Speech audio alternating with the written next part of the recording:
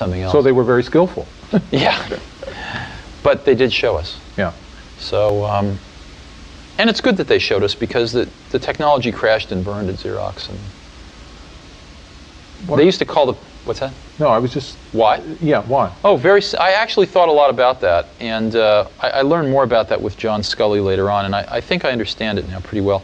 What happens is, like with John Scully, John came from PepsiCo, and they at most would change their product, once every 10 years. I mean, to them, a new product was like a new size bottle, right?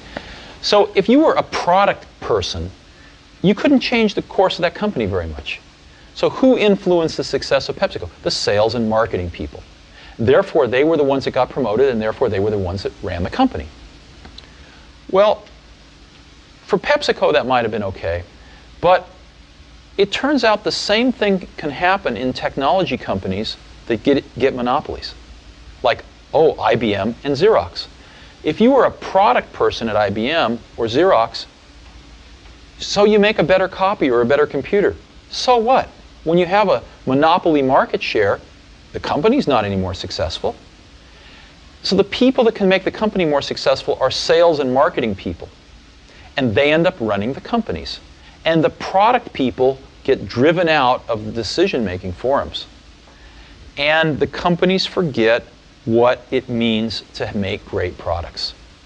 Sort of the product sensibility and the product genius that brought them to that monopolistic position gets rotted out by people running these companies who have no conception of a good product versus a bad product. They have no conception of the craftsmanship that's required to take a good idea and turn it into a good product. And they really have no feeling in their hearts, usually, about wanting to really help the customers. So that's what happened at Xerox. The people at Xerox PARC used to call the people that ran Xerox toner heads. And these toner heads would come out to Xerox PARC, and they just had no clue about what they were seeing. And for our audience, toner is what? Oh, toner. Toner is what you put into a copier. Yeah, the toner that you add to an industrial copier. The black stuff. The black stuff, yeah. So basically they were copier heads that just had no clue about a computer or what it could do. And so they just grabbed defeat from the greatest victory in the computer industry. Xerox could have owned the entire computer industry today. Could have been, a company 10 times its size. Could have been IBM. Could have been the IBM of the 90s. Could have been the Microsoft of the 90s. So, but anyway, that's all ancient history. It doesn't really matter anymore. Sure.